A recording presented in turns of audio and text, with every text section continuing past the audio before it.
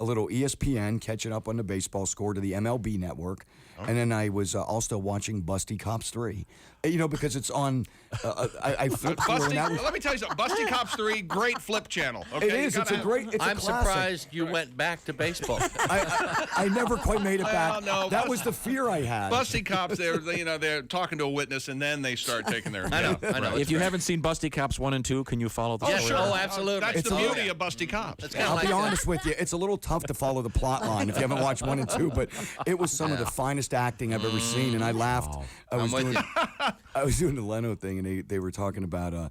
he was asking, and I said, he goes, the first and second, I said, they're great, but 3 may have caused the hemorrhage.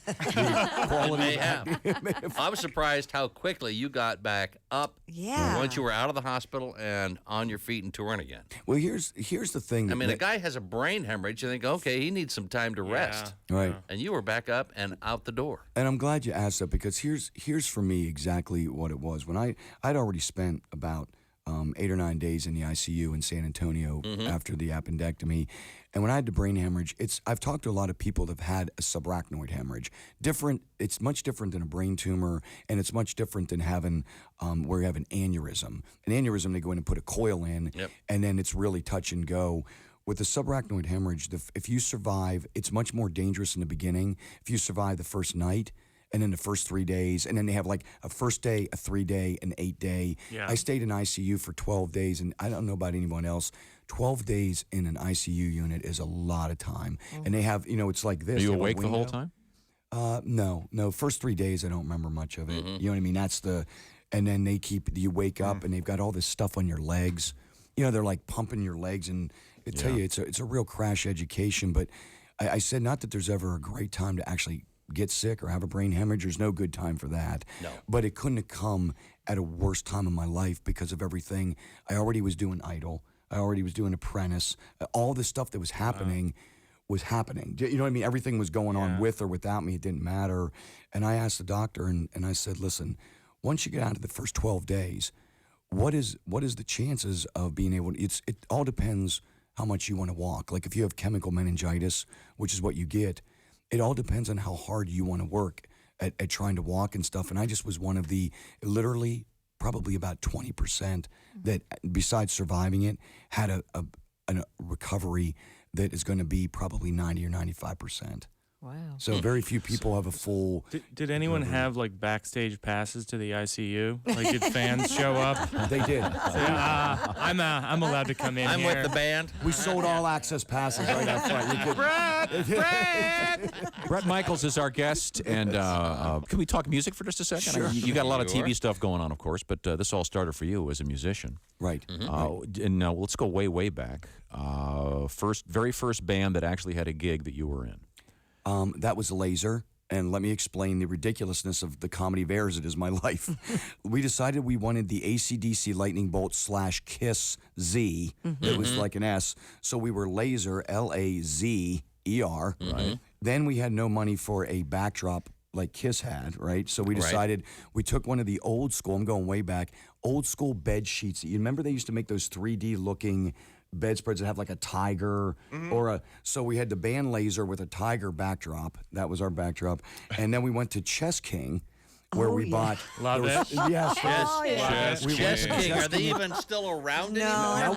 No, wait. I'm going back a few years. I know you are. I got our members only jackets, and we stopped into Chess King at the Capital City Mall, and they only had 3 of the 4 aluminum foil looking members only chromish jackets, and 3 of the 4 members had to walk around with it, and the other member, the drummer, was left out, and then we would change off the jackets. And we had our first gig in Marlon, or my friend Marlon, at Jan's basement, charged 25 cents, and about 6 of the neighborhood kids came down, and we played a couple Kiss songs, and then what we didn't know, we just put the record on.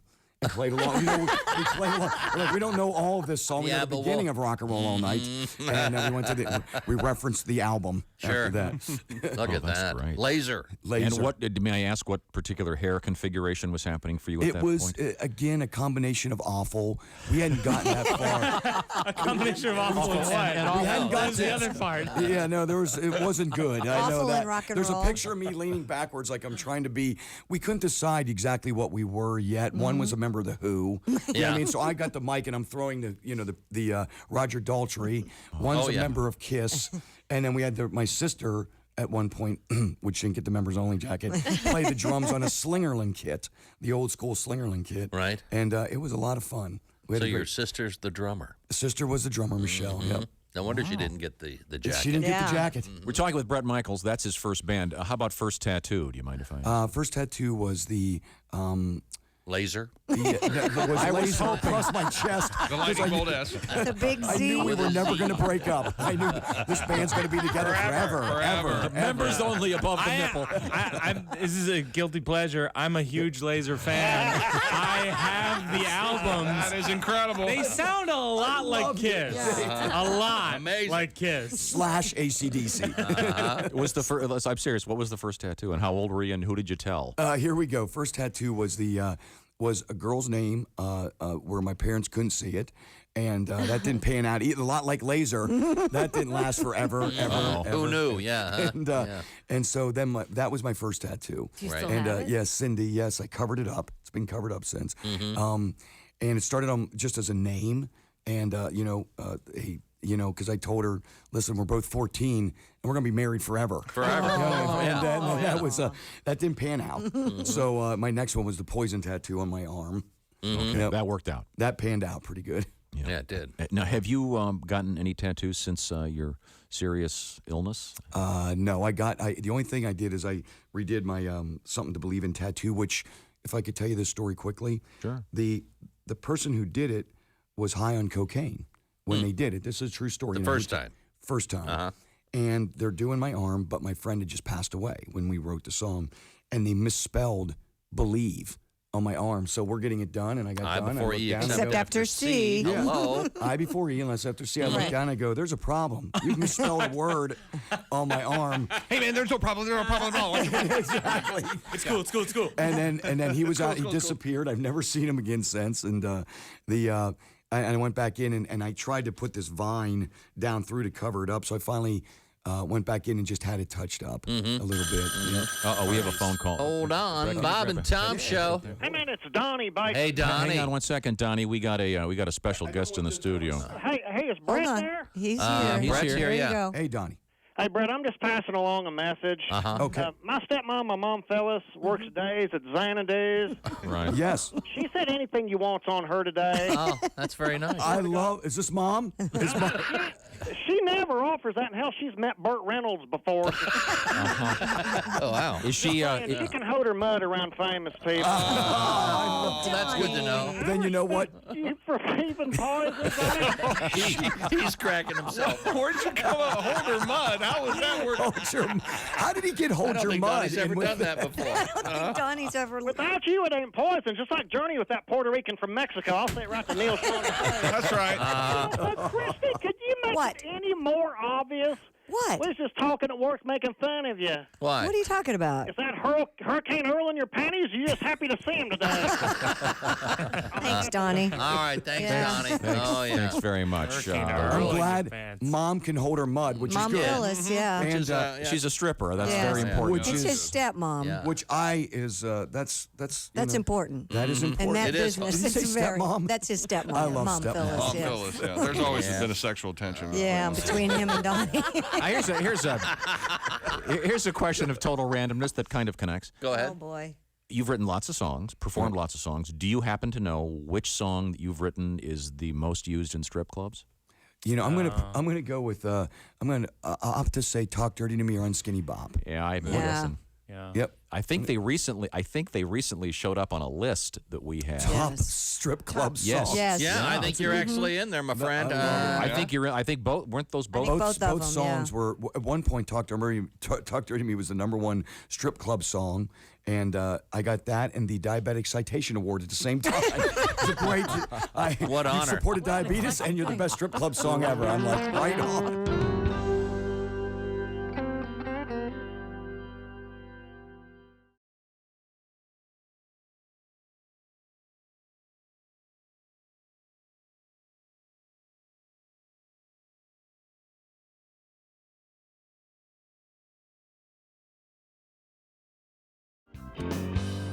Welcome back to the Bob and Tom Show. oops, we have great guests in the studio. You just went under a bridge. You just skipped. Okay. See what happens when He you do turned that? himself off. He turned his microphone off. He's lip syncing. We only have so much time, and I want to talk to Brett about something. In the wake of all of your serious physical problems, yeah. brain hemorrhage, and everything else, you did win Celebrity Apprentice. Yes. And thank you. We were talking a little bit off the air. Well, I was making the point that, you're actually, if you watch Celebrity Apprentice, you're smarter and more business savvy than Rob Blagojevich, who's theoretically a politician in running our country. One of the people who's running the country. You didn't see my bumper sticker on the bus, Bret Michaels for president? The scariest thought ever. My question is, what do you win when you win Celebrity Apprentice? All right. Did you get your own company from Donald Trump? You've officially asked me what I've been jonesing for, which is why I didn't want the brain hemorrhage to happen then. Not that there's a good time, but this is some of the stuff I never got to talk about. I have never talked about this, and this is what you think. You think that if I was, let's just say this, quote unquote, smart enough to win Apprentice. Right. I would have been smart enough to ask Donald Trump, what exactly, like Rock a Love question, what exactly do I win? How much does this gig pay and when does it start? Yeah. And what do I got to do? And we load in through the kitchen. Right, yeah. And they're like, you get to companies marry like- Bret What Michaels. did you win? Here's what you get. This is great. A couple things, all right? I'm going to go with the sentimental stuff first. First of all, you win a boatload of money for your charity. For me, it was the Bret Michaels Life Rocks Fund and the American Diabetes Association. Very nice. I created now an official drink for Diet Snapple called Troparaca. The drink I made on that crazy show on Apprentice is a great show. Real. It came out, it sold 600,000 cases. And then it went past the novelty. So now it's officially this week. It is now, you'll see a 6-foot standee with a stand-in body. No, but a 6-foot standee at the Walmart and every convenience store everywhere, right? And so those are kind of the things. And then you get to do Miss Universe, Miss USA. There's a lot of stuff that's great you get to do. Okay. And but the real truth is, By do, you mean be on the show. I want to clarify. Yeah, he's not doing Miss Universe. no, I did actually Who try said? out, and I didn't look good in heels. I tried. I wore the heels. It got didn't you. By pan out. doing, I No, I didn't mean think they dressing meant like her. I meant Doing. Oh, we haven't got to that part yet. But we're getting, Unfortunately, he has to do Rosie O'Donnell. Talk about the night he spent in Mexico. All right. Sorry. All right. Sorry, Rosie. Just kidding. Let's move on.